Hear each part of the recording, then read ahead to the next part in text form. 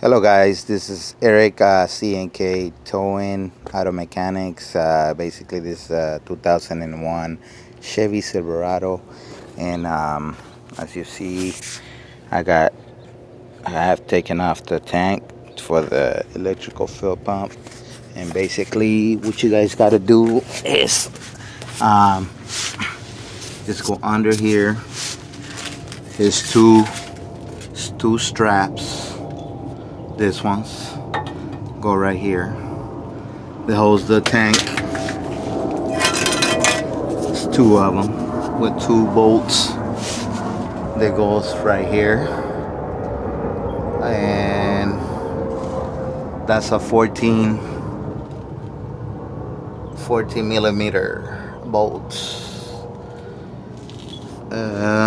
So after that, you got to make sure you put a jack, lift it up so it can come out.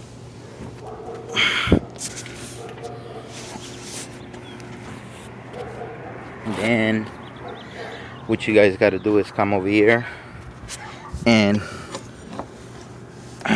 with a flat screwdriver, this little notch right here, you just pry it out to your right like that.